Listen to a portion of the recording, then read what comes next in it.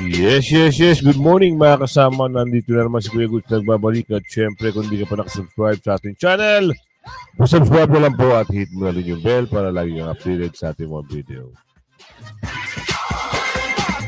Tinawag na harassment. Ang tangkang gustong pagpa-dismiss dito ni nangingitim kay Senador Villanueva. At buwelta. Bumuelta na ho. Nagsalita na. O rumesback. Harassment. O, kita nyo na. At meron balita rito, meron hong, ano ba tawag dito? Hindi naman patutsada to eh. Kasi ito ay nakikitaan ng hindi maganda kasi meron na hong parang, meron ng kinikilingan dito. Kaya kung kayo ay taong gobyerno at nanunungkulan kayo sa bansa, wala kayong partisan. Kung nasa military o kapulisan kayo. Kaya siguro nakapagsalita ito si Congressman Paulo Duterte, kaya abangan natin yan. At ang tarot reading, Nino, may tarot reading ho eh. Kanino sa nangingitim, ano kaya mamaya yan abangan nyo. Kaso ni Tiriring at Senator Bongo nakakatawa. Di ba? At ito na yung rest back na sinasabi natin. Pakinggan nyo yan maya-maya. O, ipasok na natin. Happy Sunday. Sunday ba ngayon? Monday. Sorry. Monday na pala hindi ko na namamalayan ng araw dito sa Mars. Oo. At sa mga taga La Union ba?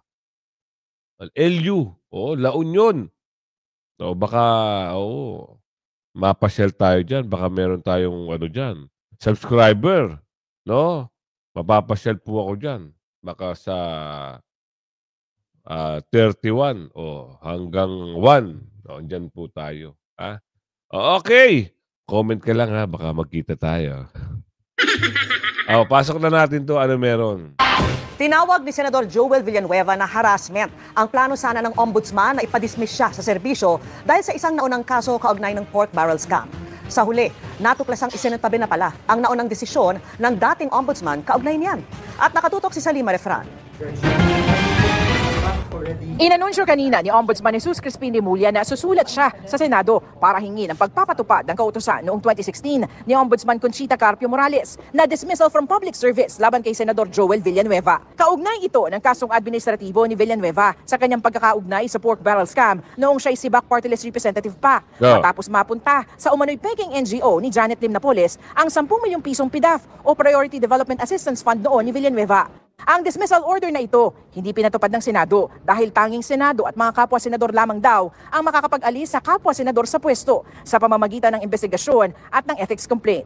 Pero matapos itong sabihin ni Remulla, si Villanueva may inilabas na imahe ng isang desisyon ng ombudsman kung saan nakalagay na wala raw probable cause at dismiss na raw ang kaso.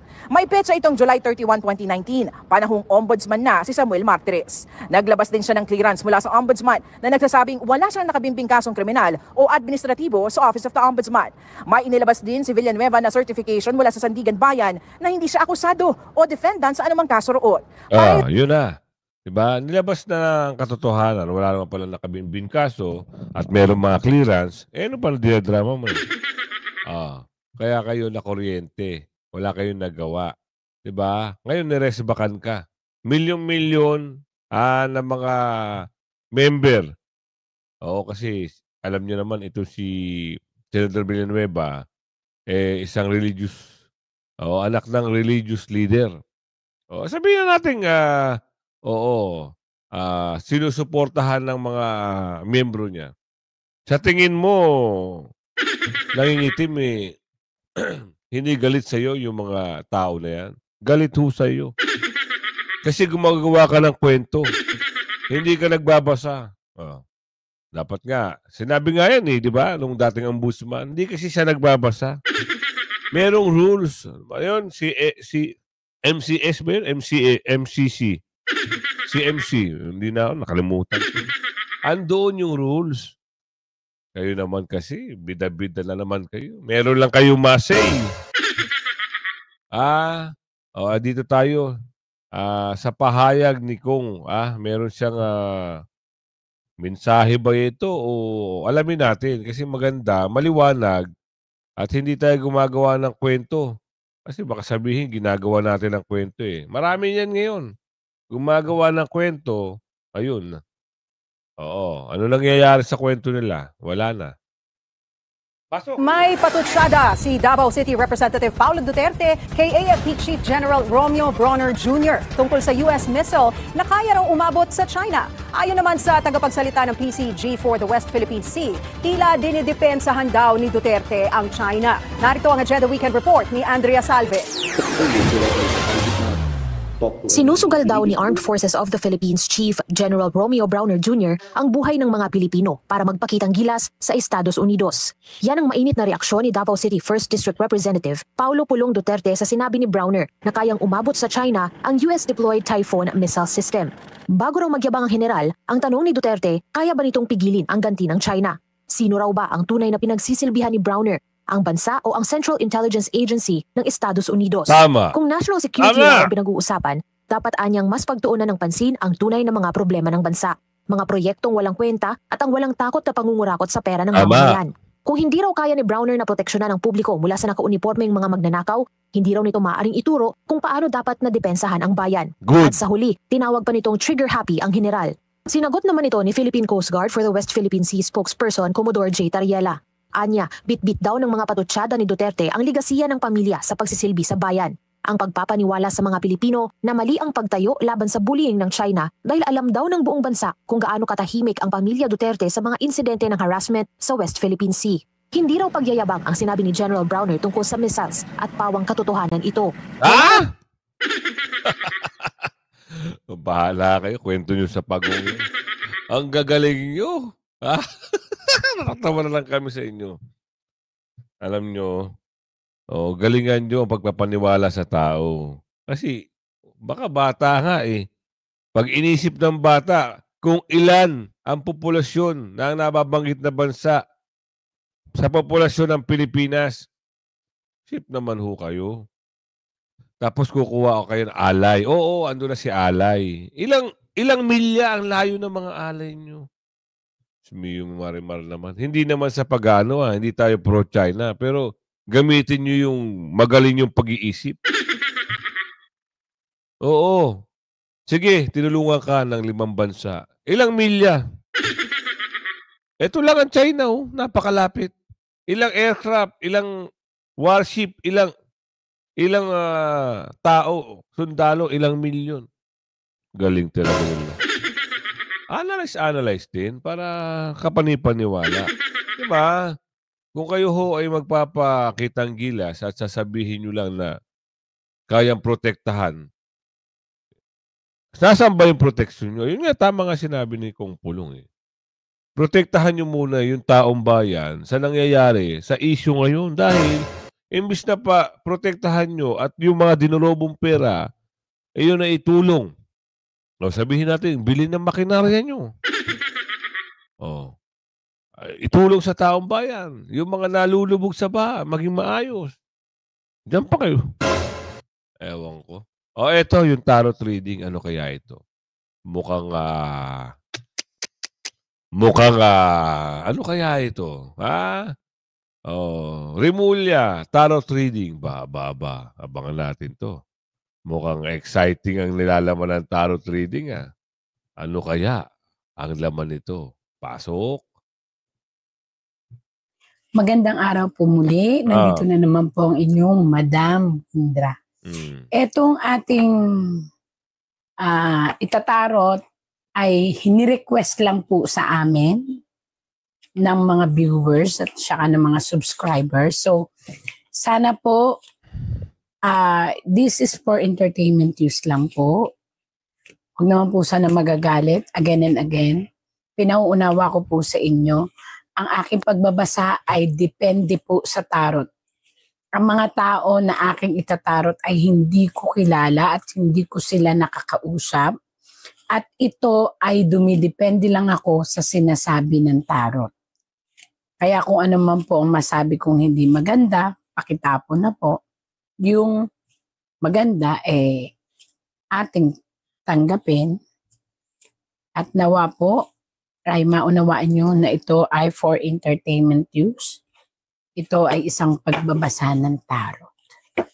Ang tarot pong ito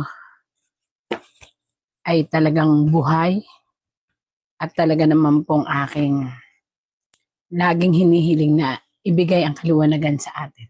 Tarot, ipakita mo kung anong nakikita mo sa pangalang Jesus Crispin Remulla, na ngayon po ay kilalang kilala dahil siya po ay naupo, siya po ay isang lawmaker, siya po ay isang lawyer, at siya po ay nanungkulan bilang Secretary of Justice of the Philippines 2022-2025, at ngayon po siya ay naluklok sa ombudsman. Alam naman po natin yan.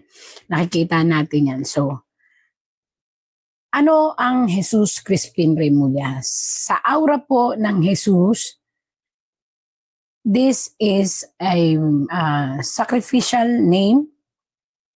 Kagaya po na nangyari sa ating history na si Jesus Christ ay isinakripisyo, pinako sa krus. So, those people named as like Jesus Christ or Jesus must avoid their self sa mga makakapangyarihang tao. Bakit?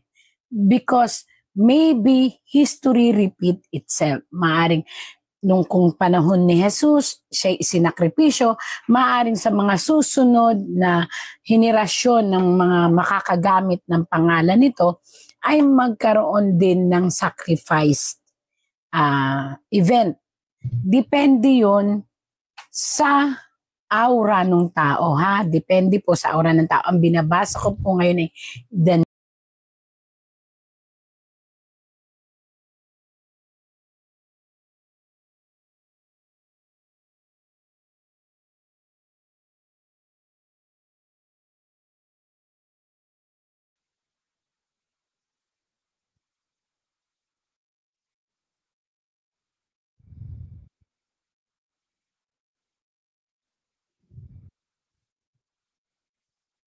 yeah.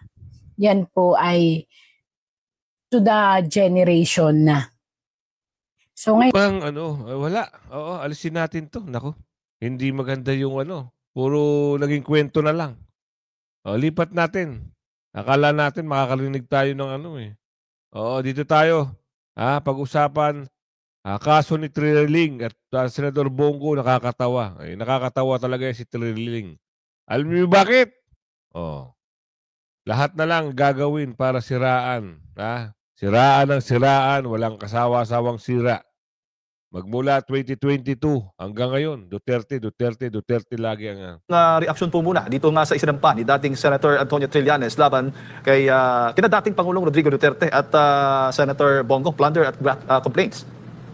Well, nakakatawa itong kanilang ginagawa ngayon na para ilihis itong issue ng malawakang katiwalian sa DPWH na nakita naman natin naganap yan magmula nung naupo itong administrasyong kasalukuyan magmula nung June 30, 2022 hanggang sa ngayon. Nakikita natin yung malawakang korupsyon na nangyayari sa pamahalaan. Hindi lamang sa DPWH yung report na malawakang korupsyon at kitang-kita naman ng taong bayan. Alam na ng taong bayan kung sino ang dapat na mga managot dito sa tinatawag nating flood control ghost at saka itong mga iba pang mga proyekto ng DPWH na talaga naman pong nakakapanindig balahibo kasi hindi lang daang milyon ang pinag-uusapan dito o kaya daang bilyon, trilyon ang pinag-uusapan dito at flood control lamang yan. At hindi na nila ito maitatago, hindi na nila ito may kakaila sa taong bayan. Kaya nililihis nila itong issue ngayon. Kaya ito ngayong sinampang kaso laban kay Senator Bongo at saka kay dating President Tatay Digong, ito ay paglilihis dito sa totoong malakas na ebidensyang alam na ng taong bayan ng dapat na panugutin dito. So ito ay isang sa tingin ko nagpapapansin lamang yan yung dating senador na wala nang pumapansin sa kanya at gusto lang siyang mapag-usapan. Kaya nagpapagamit. Alam naman natin kung ano yung kanilang punteriya rito. Siraan si dating Pangulong Digong at siraan si BP Sara at siraan din si Senator Bongo na siya ang naging number 1 na nahalal na senador ng nakarang halalan. So, politika ito lahat, Almar, Jade, itong ginagawa nila at gusto nilang mapagtakpan itong totoong may malalakas na mga ebidensyang korupsyon na naganap dito sa DPWH. Di ba? Pansinin nyo, ito lumabas dahil ililihis. Tama sinabi ni Atty. Lambino. Paglilihis, kasi putok na putok ho ang baho ni Balulong. Wala ho siyang pwedeng pagtaguan eh. Pero dahil nga nakapesto sila, nagagawa na ho ng paraan. Ang pag-upo ni Ombudsman at hindi pag-uwi ni Kulangot, Saldico, at yung mga bagay-bagay na ginagawa ng kwento. Asa na ho ang investigasyon ng Blue Ribbon? Nag-resign na. Di ba nag-resign ito si Pinky? Ngayon magbabalik. Return to the comeback, ika nga. Ano ibig sabihin yan? Isang example lang yan na niloloko nyo ang taong bayan. Nag-resign ka na eh. Tapos babalik ka, November 10, sisimulan yung Blue Ribbon. Ano tingin sa'yo ng taong bayan, ha? Di ba, nakakahiya ka? Ang sarap nyong murahin. Oo, sabi ni Aling Ledesma. Kaso nga lang, talagang sa kakapalan ng muka, nag-resign ka na, babalik ka, ano iisipin mo? Pwede bang mga senador, kayo na ho magtulong-tulong? Patalsikin nyo na ho yung mga dapat patalsikin. Oo, kasi kung wala naman silang kwenta na, bakit kailangan pa nila maging Senate President, kailangan pa nila maging Blue Ribbon Chair? Wala namang kakwenta-kwenta mga yan. Sabi ni Aling Ledesma. Puro lang ngak-ngak, kahit huling-huli na yung gumawa ng kalokohan, sige pa rin sa pagtatanggol sa kanilang amo. Lalong-lalo na ito. Diba? Tahimik pagdating sa flood control. Noong nang medyo lumalaylo na at sabi siguro ng amo, lumabas ka na para mapagtakpan ng issue. Sino kinasuhan niya? Senador Bongo. Diba? At yung kasagsaga ng putok na putok ang pangalan ng mali-maleta, pumunta ng dahig para mapag-usapan. Tapos ito na papasok. Tatakbo kang Vice President? Wag. Oo, mangungulilat ka na naman. Sayang ang pera, sayang effort mo. Matulog ka na lang. Matulog ka na lang. Yung hairline mo, ubus na Ayon nga daw sa reklamo, may 7 billion pesos daw na proyekto ang napunta sa kumpanyang konektado sa pamilya ni Senator Go. Sa batas po ba, itinuturing po na ano po yung itinuturing na conflict of interest o ito po ba ay malinaw na kaso nito? Wala namang kaso yan actually kung tutusin, kung totoo man na itong pamilya ni Senator Bongo ay nagkaroon ng mga kontrata sa pamahalaan kaugnay diyan sa mga flood control na sinasabi.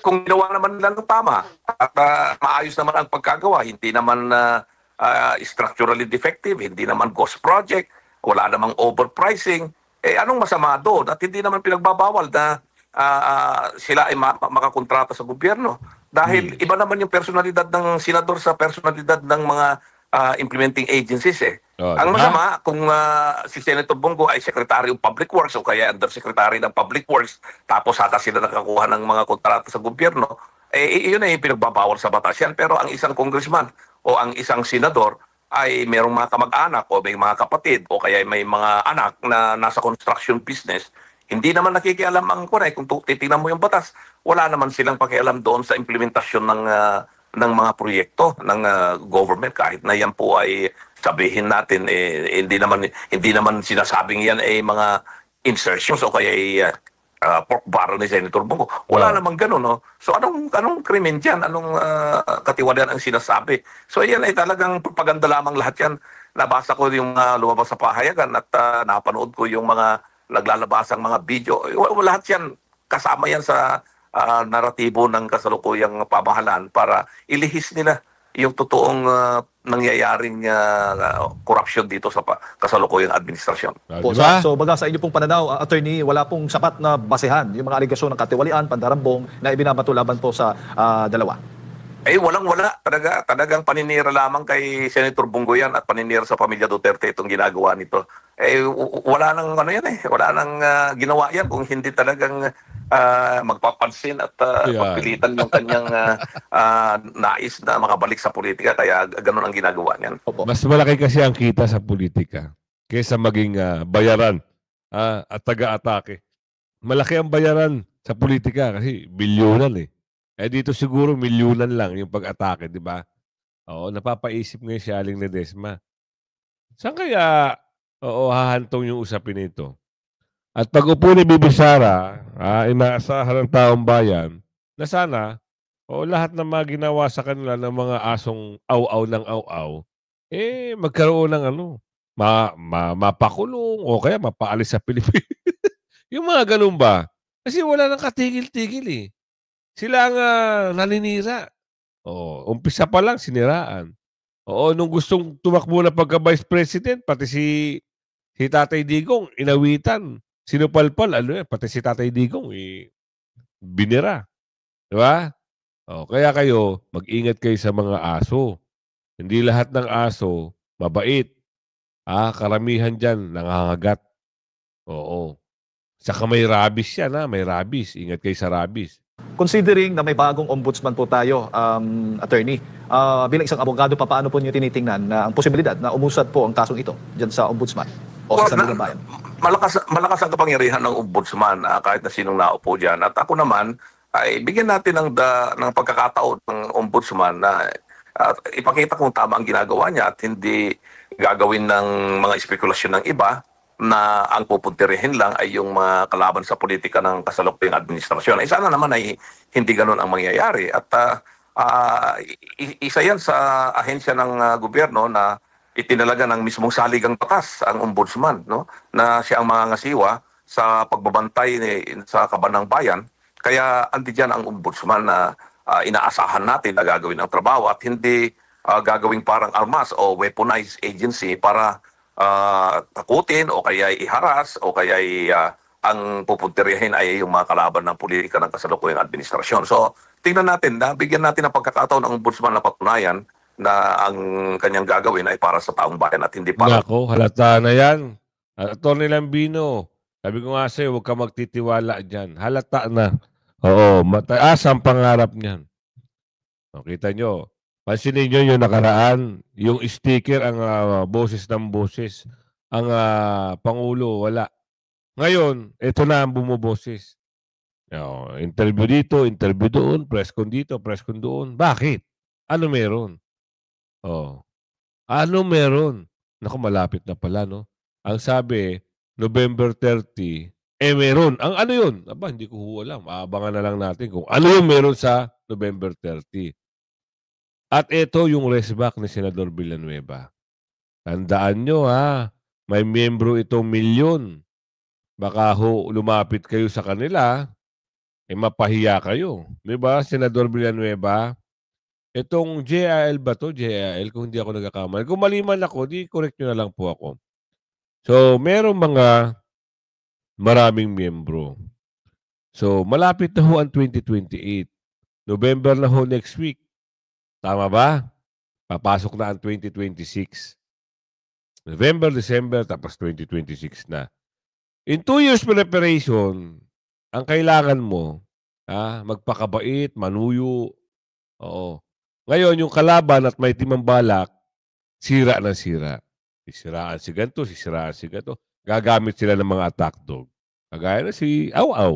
Di ba? At yung mga nakikita at napapanood nyo. Walang ibang yun, kundi murahin kung sino gusto nilang murahin. Alam niyo yung mga bulager na mahilig magmura at mahilig manira. Yun yung mga bayaran. Totoo yan. Malaki ang mga, di ba nabalita yan? Meron silang binabayaran na, wow, ang laki. Pero, wala tayong magagawa. Ganun ang laro nila eh. So, ito na. Kailangan marinig mo to para alam nyo. Doon sa mga miyembro ni Senador Villanueva, wag kayo kung boboto ng mga kampon ng mga kadiliman. Doon lang kayo sa tama. Kasi binabatuhan lang siya ng issue eh. Di na kuryente ngayon yung negro, yung maitim. Diba? Senador, banatan mo, resbakan mo. Hindi po ba ito set up, mga magulang at kapatid? sa mga kinaaway at nilabanan natin sa mga nakaraang panahon, lalo na sa sindikato ng flood control. Meron kayang nagagalit at pilit ginugulo ang storya, ang totoong pangyayari para siguruhin na iset up si Joel Villanueva. Lumabas lang siya nung sinabi kung may gagawin ang ombudsman tungkol dyan. So, it's a surprise, secret decision that came out. So, it was a secret, sir?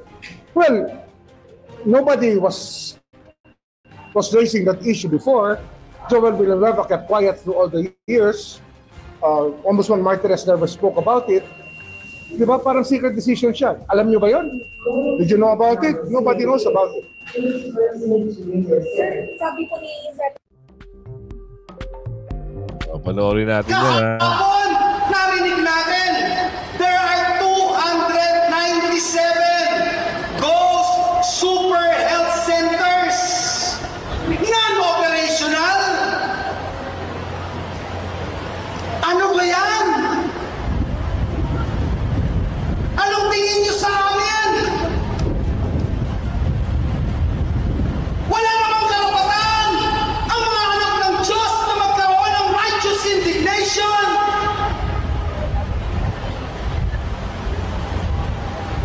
Hindi po tayo masisisinda. Hindi po tayo matatakot. Nung dumating yung flood control, binabanggit nga ni Senator Alan, bago pa siya umalis sa Senado, bago maging DFA Secretary, puro speech na si Joel Villanueva. 2023, panay speech na ni Joel Villanueva sa flood control. Tama, oo nga. Sino ba ang unang nag-expose ng flood control? Sino ba ang unang nagsabi that there is 1.44 billion pesos a day budget of the government sa flood control? Ito yan. 2020 po pa lang nagsalita na yan si Senador. Lagi niya yung binabanggit sa plenary. Oo, pini-expose niya.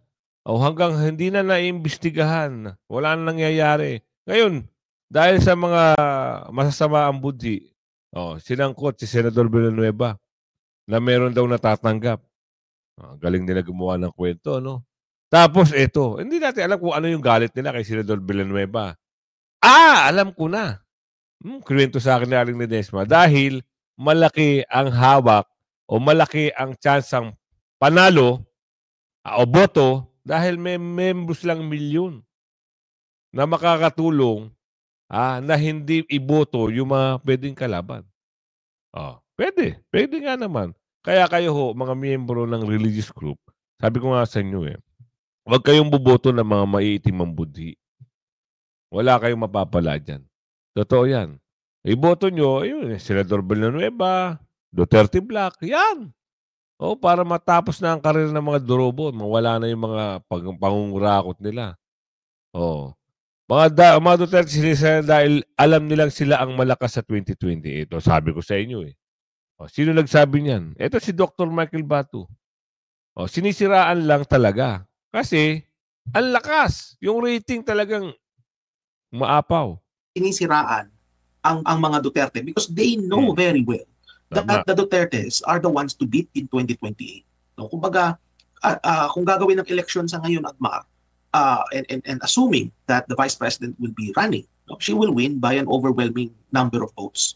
So, they know this, and that is why lahat ng klaseng paninira, and believe me, Admar, come February of next year, i-revive na naman nila yung impeachment.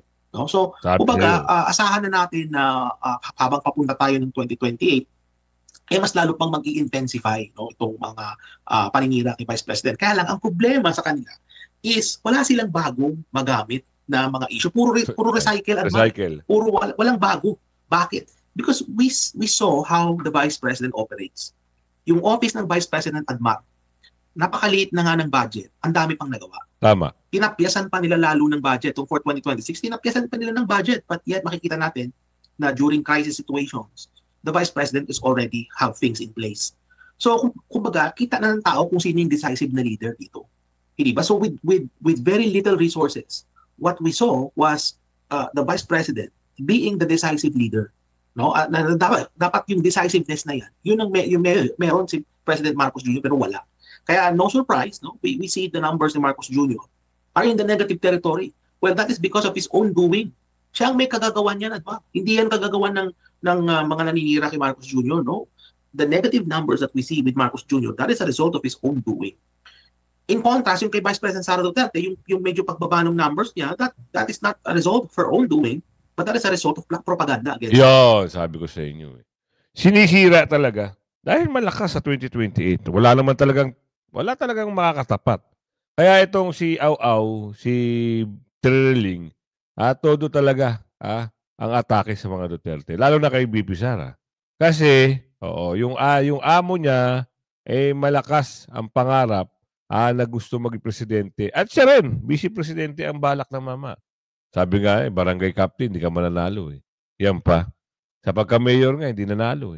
Yan pa. Kung umabot ka sa video natin ito, pakilike and share. Hanggang sa muli, At kung na-miss nyo yung video kagabi, pakibalikan. Pakibalikan, Hanggang sa muli, bye-bye.